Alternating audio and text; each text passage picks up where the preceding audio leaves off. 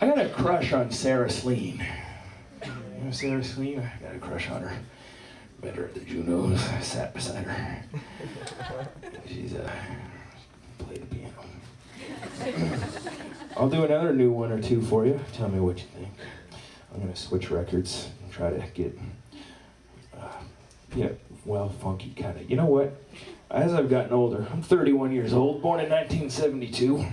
Honky Deluxe, that's what they call me, and I used to like funk when I was a kid. I've outgrown it. I don't know what happened. I ain't got a shred of funk left in me. What happened? I used to like funk and I don't anymore.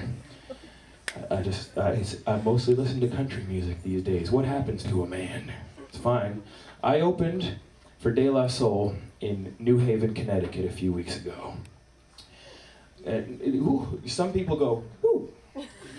When they hear that, they go, woo, just like I do on Canada Day every year. And it sounds thrilling, don't it? De La Soul, boy, oh boy, they really just blew the doors right off the whole hip-hop raft, you know.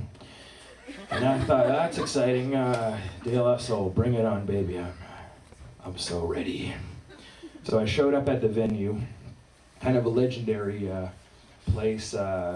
Extreme played there, remember Extreme? And they had their picture on the wall. And what were they called? Big something. Big Time? No, not Big Time. No, it wasn't Big Country. Mr. Big. Mr. Big. Oh, no. And Katrina and the Waves, their picture there. It was thrilling. Just to soak up that creative energy, you know? And so I show up early for sound check and I'm thinking, this is it, baby, I'm gonna meet De La Soul. Well, they're big, and they had guys with ponytails there to do the sound check for them. They weren't there to be seen. They were off elsewhere. Bigger fish to fry, I suppose. So I thought, oh, well, okay, I'll get my chance later. So, it was time for me to go on. I still hadn't seen them, it's fine. So I get out there, holy crap, man, the place was packed. New Haven, man, that's the home of Yale University. It's the hoi polloi, man. I mean, I figured, here you go, you got people with some smarts, and people who love De La Soul. This is tailor-made for a guy like me. That's the way I figured it. That's the way I broke it down for myself. I can still break it down once in a while. I don't like funk, but I like to break it down. So I get out there, and I'll tell you right now, just a little insider information as someone who performs for a living, someone who sings for their supper. There's nothing more demoralizing than to be up on stage and going like, I'm tired. Pave the way. I cheated, and have people going De La, De La, De La. You know, they really didn't want to have anything to do with me at all, and I was contractually obligated to be there for 45 minutes, man. So I was like, just the whole time. You ever listen to Clinic, the band Clinic, and the singer sounds like he's got his teeth clenched the whole time? That's how my set was.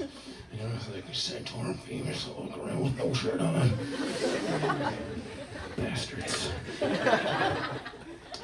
Well, 45 minutes passed and I was off the hook. I get out of there, you know, and I got that big old cane, just pulled me right off the stage.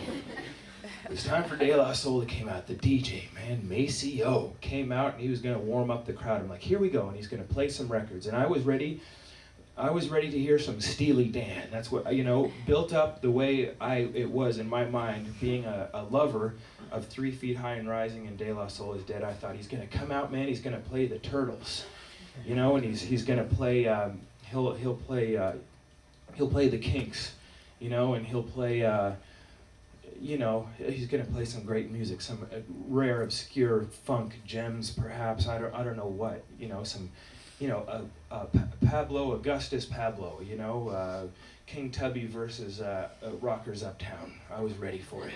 You know what he jammed to? You know what he threw on the old turntable? Dr. Dre. 50 Cent. You nailed it, buddy. In the club. Same thing here. Lowest common denominator. And I don't know if there's kids here. I shit my pants. I felt a warm sensation down around the old undercarriage there.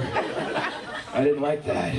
And there was more of the same. In fact, before the end of the night, I believe he played that same song 3 or 4 times. And then De La Soul came out, and they were like, how you doing? And everyone's like, whoa! And it was funny because I came out at the beginning, I said, how you doing? And they was like, shut up. You know? See, they can do that, I can't. You know? And that's easy. When you're a legend, come out and say, hey everybody, how you doing? Whoa! All you need to do after every song is just do that. How you doing? Whoa! And they were like, hey, where's the party at? Is it over there? Woo! And then those people would get jealous. Or is it over here? Woo! Whoa! And it was a contest all night. That's the whole show. Establishing definitively, for once and for all, where the party's at. Is it over here or over here? That's what the show was.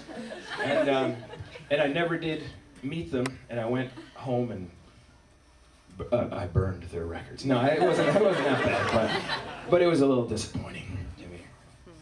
What was the point? Why did I bring all that up? I don't remember. Just thought I'd share it, I guess.